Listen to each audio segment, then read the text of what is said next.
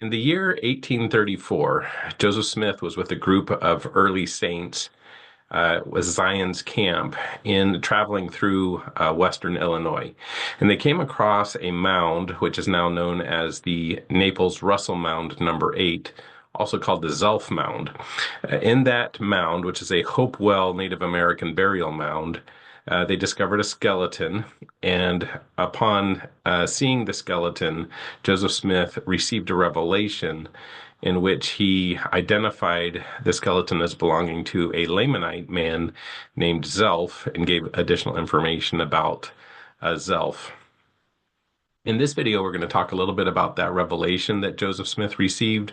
We're also going to look at the scientific information that's been gathered related to the Zelph Mound, the Naples Russell Mound number 8. And we'll look at the relevance it has for Book of Mormon authenticity and for evidence related to the geography for the Book of Mormon. All right, so first let's take a look at where the Zelph Mound is, the Naples Russell Mound number 8. It's in western Illinois, north of St. Louis. It's south of the Nauvoo area, and it's right along the Illinois River. So as we will go in, it's on a bluff overlooking the Illinois River, and it's not far from the city of Griggsville, Illinois. Okay, so this is the Illinois River, and then on a bluff that overlooks the river is the mound. We'll go ahead and take a look at it there, maybe with a little more tilt to it. And it's an oval shaped mound. And so the early saints, they went up the hill. They found this oval-shaped mound at the time. There's some evidence that it wasn't covered by trees at the time, but and then they dug into the mound there. Okay, so let's go ahead and take a look at some information related to the Zelph mound. So if you just look at Wikipedia, it gives a little bit of basic information about it. It talks about how Zelph is a figure of interest in Mormon studies. It talks about how in early June 1834, Joseph Smith, with his Zion's Camp expedition, where they were marching to Missouri, and they're passing through west central Illinois near Griggsville, they found the mound. Here's a picture of the mound. And they found some bones unearthed from the top. And then it talks about how Joseph Smith identified the bones as belonging to a Lamanite chieftain warrior named Zelph. And that it talks about how the mound has since been identified as being a Hopewell culture mound dating from the 200 BC to 400 AD time frame. That's for the Hopewell culture. And we'll talk about how there has more recently been an excavation of some artifacts. They also found another skeleton. That skeleton was carbon dated to 91 AD, so it fits the time frame for the Book of Mormon and sort of fits is consistent with the revelation that Joseph Smith received. All right. It also talks about how the different accounts about the revelation, but we can get a lot better information about the accounts from this site that the Joseph Smith Foundation has on the account of Zelph. And what it has is nice, which it has the word-for-word accounts by the several different witnesses.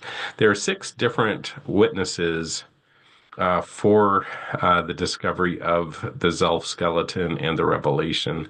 And so it's one of the best documented revelations. It's pretty reliable. As you'll see, all of the witnesses essentially agree on what occurred. So the first one it uses is Wilford Woodruff. And I'll just go ahead and read from what Wilford Woodruff says. So he says, during the March of Zion's Camp, he says, while on our travels, we visited many of the mounds which were flung up by the ancient inhabitants of this continent. probably by the Nephites and Lamanites. We visited one of those mounds, and several of the brethren dug into it and took from it the bones of a man. We visited one of those mounds. It was about 300 feet above the level of the Illinois River. This fits the description. The description fits the geography well. 3 persons dug into the mound and found a body. Milton Holmes took the arrow out of the back bones that had killed Zelph and brought it with some of the bones to the camp. I visited the same mound with Jesse J. Smith. And Brother Joseph had a vision respecting the person. He said he was a white Lamanite. The curse was taken from him, or at least in part. So we're talking about a Lamanite who had converted and had joined with the Nephites.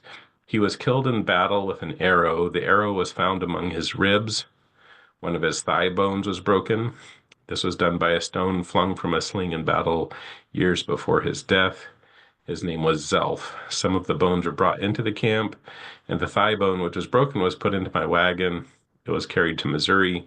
Zelph was a large, thick-set man, a man of God. He was a warrior under the great prophet Onondagas that was known from the hill Cumorah, or East Sea, to the Rocky Mountains. The above knowledge Joseph received in a vision. So he has several aspects here. He says that Joseph received it in a vision. He gives various details which seem to have come from that vision. And this fits with the descriptions that are given by the other accounts. So that first one was Wilford Woodruff. They then have Joseph Smith's own words. And so he starts talking about other stuff at first, but then he describes the discovery at the mound. He says, on the top of the mound were stones which presented the appearance, this is Joseph Smith's words, which presented the appearance of 3 altars having been erected one above the other according to the ancient order. And the remains of bones were strewn over the surface of the ground. The brethren procured a shovel and a hoe, and removing the earth to the depth of about 1 foot, discovered the skeleton of a man, almost entire, and between his ribs the stone point of a Lamanitish arrow, which evidently produced his death. Elder Burr Riggs retained the arrow. The contemplation of the scenery around us produced peculiar sensations in our bosoms. And so this is Joseph Smith saying, and subsequently the visions of the past being opened to my understanding by the Spirit of the Almighty, I discovered that the person whose skeleton was before us was a white Lamanite, a large, thick-set man, a man of God. His name was Zelph. He was a warrior and chief captain under the great prophet Onondagas, who was known from the hill Cumorah, or Eastern Sea, to the Rocky Mountains. The curse was taken from Zelph, or at least in part. One of his thigh bones was broken by a stone flung from his sling while in battle years before his death. He was killed in a battle by the arrow found among his ribs during the last great struggle of the Lamanites and the Nephites. So we have Joseph Smith's own words, and Joseph Smith in particular saying that this came by revelation. It was a visions of the past open to his understanding by the Spirit of the Almighty, and he gave those informations which were then repeated, as you saw in Wilford Woodruff's account. And the other accounts say the same thing. First, it should be mentioned that the very next day, the day after the discovery of Zelph, was the letter that Joseph Smith wrote to his wife, Emma, where he talks about the wandering over the plains of the Nephites that they've been doing. So he calls the places where they've been walking the plains of the Nephites, recounting occasionally the history of the Book of Mormon, roving over the mounds of that once beloved people of the Lord, picking up their skulls and their bones as a proof of its divine authenticity, and gazing upon the country. So this is the day after he picks up the bones from Zelph and that mound. So he's clearly talking about this as part of what he's discussing, the picking up the skulls and this revelation that he received, where he sees this as proof of the divine authenticity of the Book of Mormon, and that this was the land of the Nephites. Okay, the third witness is Heber C. Kimball. And so these are Heber C. Kimball's words. He says, on Tuesday the 3rd, This would be of June 1834. On Tuesday the 3rd, we went up, several of us, with Joseph Smith Jr. to the top of the mound on the bank of the Illinois River. Again, that fits several hundred feet above the river, and from the summit of which we had a pleasant view of the surrounding country. And then on the top of this mound, there was the appearance of three altars, which had been built of stone, one above another, according to the ancient order, and the ground was strewn over with human bones. This caused in us very peculiar feelings to see the bones of our fellow creatures scattered in this manner who had been slain in ages past. We felt prompted to dig down into the mound, and sending for a shovel and hoe, we proceeded to move away the earth. At about 1 foot deep, we discovered the skeleton of a man, almost entire, and between two of his ribs we found an Indian arrow, which had evidently been the cause of his death.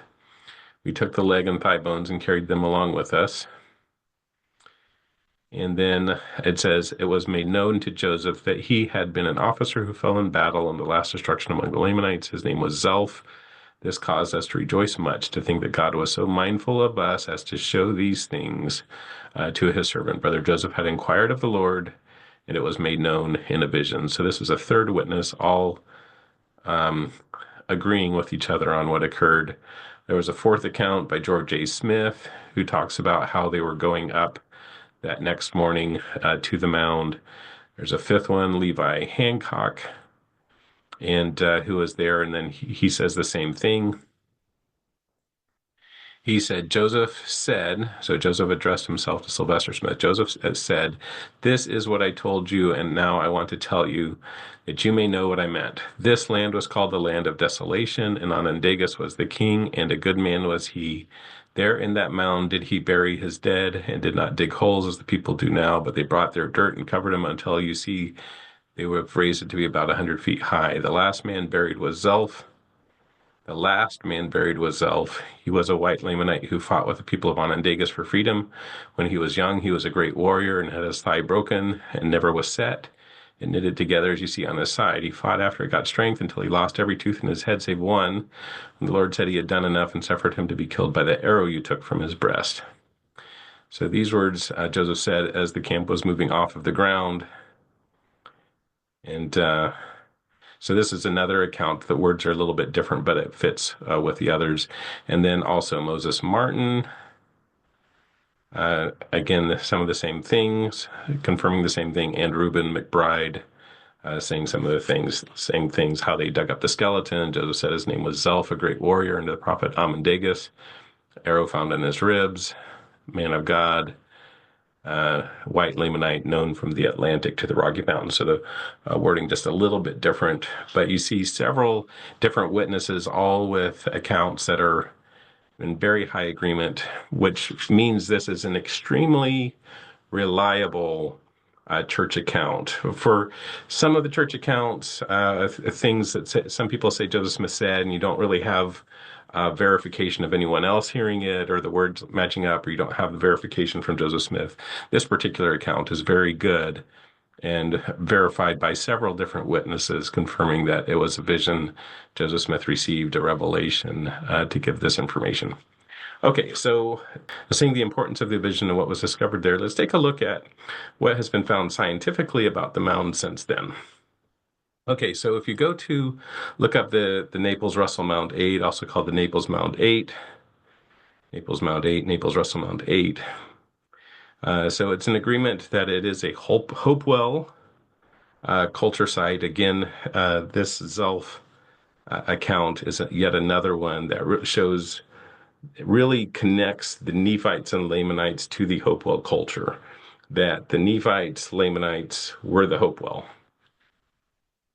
But anyway, it talks about the mound, its location, gives a little bit about the Zelph mound incident and the Mormons, and then it talks about first recorded visits by settlers, and then how it was later investigated. So it was kind of left after the 1880s until 1974, rediscovered in 2001. There was a archaeological investigation into the mound. In that investigation, they found another skeleton on the upper west side they determined that this would have been one of the last burials in the mound, likely because it was near the top. So the things near the top come last. If you'll recall, one of the witnesses for the Joseph Smith account said that Zelph was the last one buried. So it would have been after this one, although this skeleton was determined to be one of the last burials in the mound. So this skeleton is called QL4904. They did do carbon dating on it. The carbon dating turned up 91 AD, or between the range of 58 AD to 127 AD. So it hits. It fits very well. Again, Joseph Smith in the 1800s, he says he has a vision. He says, last battles of the Lamanites, so to put it post-Christ in that, 100 to 300 some AD time frame. He says, known from the Rocky Mountains to the Cumorah or East Sea. And he doesn't know the science of it, but the science that comes later, the carbon dating is a hit. The Hopewell culture time frame is a hit. For the right time frames, for the Nephite time frames, the carbon dating here is a hit. So this skeleton was 91 AD approximately. The account about Joseph Smith finding Zelph said that Zelph was the last skeleton buried in, so just meaning that Zelph would have been after 91 AD, which fits perfectly. And in terms of the geographic range of the Rocky Mountains to Cumorah or the EC, which could mean that Lake Ontario area or the Atlantic Ocean, both are good fits for the extent of the Hopewell culture. So it really was a fit on all aspects of science verifying that Joseph Smith's revelation. But anyway, so they did excavations. The Hopewell burial mound could have started as early as 100 BC. Again, the skeleton was 91 AD. And there are artifacts that were found in the mound. I'll show you a couple of the artifacts that were found. So here are some of there were some effigy, birds, pipes, and these fit Hopewell culture type items. And these are similar to artifacts in particular that are found in that Ohio Hopewell area, very similar bird effigies and pipes and things like that. There are also arrowheads and so forth. And this is the mound and kind of where they dug into it and found these artifacts. Okay. And then in addition, I'm going to show you, so there's a very good video. If you want to go like a full deep dive into the Zelph mound, I recommend this video from the Book of Mormon Evidence channel. And it was from a few years ago, this lesson number 38, Gospel Doctrine Answers with Rod Meldrum and Eldon Barrows. And Eldon Barrows is a man who's done a lot of study on the Zelph mound. This was made in September 14, 2021. But I'm just going to show you a couple of in it, they go through some of the artifacts that were found. And I'm going to show you that. So the first one will be at the 29-minute mark. Right about here. Okay, so this was the arrowhead or spear point that was found with the Zelph skeleton. And this was something that ended up being kept by Brigham Young. The point is made of obsidian. The obsidian is from the Yellowstone area in the Rocky Mountains. So yet another correspondence where Joseph Smith had a revelation, and he says this man was known from the Rocky Mountains to the Cumorah or EC. It turns out that the arrowhead in Zelph was from the Rocky Mountains. So that was the obsidian spear point or arrowhead that was found with Zelph. And then on the thigh bone, so this will be about the 38-minute mark, right about here. Okay, so the thigh bone for the Zelph skeleton They said that Joseph Smith held it up to his thigh. Joseph Smith was about 6 foot or 6'1", and the thigh bone was 2 inches longer than Joseph Smith's thigh. So they project that Zelph was a very large man, potentially 6'8" to 6'10" approximately in size. So that's another interesting thing that they found. And then there were some copper axe heads that I'll show you. This is around the 50-minute mark. And right about here. And so there were these copper axe heads. Some of them had fabric attached to them. There's very few evidences that the fabric didn't last or didn't get preserved, but they're little pieces of fabric that sometimes end up attached to the copper or things like that. And you can see that there was fabric that was attached to the copper axe heads as well.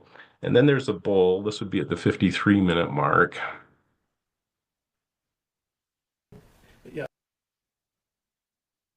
Okay, and this is at the 53-minute mark. There's a ceramic bowl and a design of a bird on the ceramic bowl. So this gives an example of some of the pottery design that was used by the people at the time.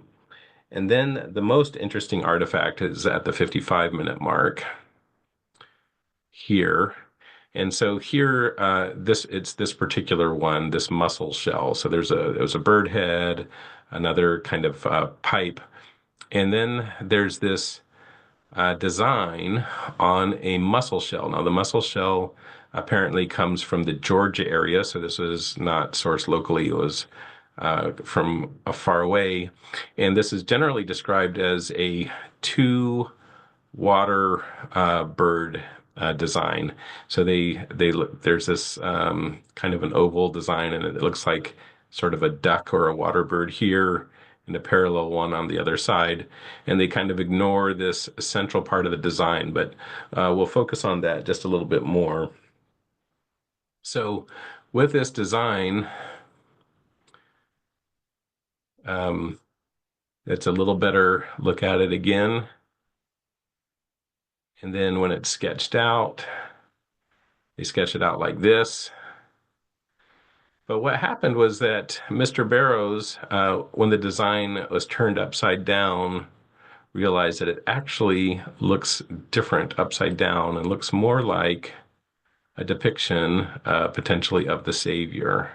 So this is the ceramic and the arrowhead, but this is that design. And when it's flipped upside down, that cylinder and sort of the bulb is more like a halo or head and arms stretched out and kneeling birds or something to that effect. And so Mr. Barrows thinks that this was actually a representation of Jesus Christ. Interestingly, on this artifact, there are two holes which indicate that a string would go through, or a rope or leather strap or something like that. So it'd be worn around the neck. And the fact that these are on this end indicates that this is the proper way up. So if it was held around the neck and through these holes, then this is the proper way up. And so this is the proper representation of it instead of the way it's normally presented in the museums, which is the other upside down, so that it looks more like we just focus on the water bird or duck type view. One other interesting thing is that in addition to the central part of the design, there's this little mark here. What's interesting is that this similar mark shows up on a number of Michigan relics and Burroughs Cave artifacts, and maybe a symbol that we don't know what it means, but to me it's another indication that maybe some of those Burroughs Cave and Michigan relics are authentic. They have this similar mark that's on a number of those artifacts. Okay, so that shows what we have from the Zelph mound. Now, Mr. Barrows does have a website if you're interested in that design. He can buy he has this, he can sell it, like he calls it, a Nephite holy pendant you can get, or a pin, and then also his book where he goes into some of the history of the mound and shows some of those artifacts and pictures if you're interested in that. Okay, so knowing that this information about the mound, which this, in my mind, the scientific examinations, the carbon dating, the artifacts, they do help confirm that this is a very high probability Nephite Lamanite site. And so with that, I think it's worth going back and just thinking a little bit more about what was seen in the vision by Joseph Smith. So as he said, um, Zelph was a warrior and chieftain under the great prophet Onondagas, who was known from the hill Cumorah or Eastern Sea to the Rocky Mountains. Now, again, what's interesting is this then kind of reflects a geography which fits the Heartland geography for the Book of Mormon, because this was the range and extent, the trading network and culture extent for the Hopewell, which really was out to the Rocky Mountains and east to the Atlantic Ocean, and in the north, in particular, by the hill Cumorah, that to that Lake Ontario sea part. And that name Onondagas, there's actually Onondagas, the tribe in Western New York that is very similar to that name. So it all fits very well. In addition, it connects the word hill Cumorah to, again, being in that Western New York. So it's a use of that hill Cumorah from the traditional understanding of designating the hill Cumorah as being part in that Western New York and being part of the Book of Mormon geography. So to me, it's a very good indication that this is the right geography. We need to be looking at a Heartland geography tied to the Hopewell culture, because that's where the Zelph points us to. And this Zelph incident, where you have several different people corroborating Joseph Smith receiving a revelation, is, in my mind, one of the best pieces of evidence we have as to the proper geography and setting for the Book of Mormon. And I'll go ahead and stop share there. There are some people on the carbon dating, where the one carbon dating for the skeleton found in 2001 said 91 AD.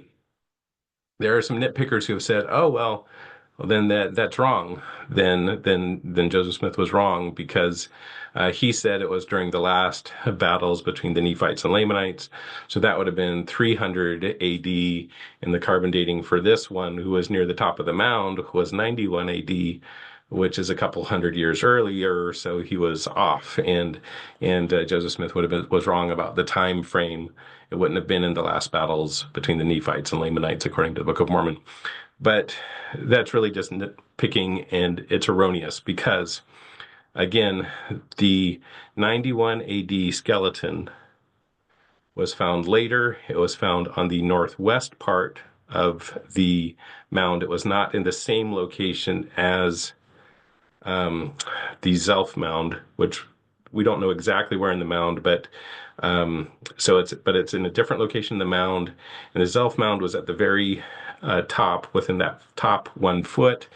Joseph Smith, according to the one account, said that it was the last of the burials in the mound, which means that he would have been after the other burials that were found and carbon dated later. So in fact, it actually fits exactly perfect, which is after the 91 AD, which fits perfectly with the Book of Mormon in terms of when the last battles between the Nephites and Lamanites occurred. So it really is a perfect hit on all angles, and is an excellent piece of evidence for the authenticity of the Book of Mormon. All right, I look forward to your comments, and again, I hope you'll like and subscribe. Thanks.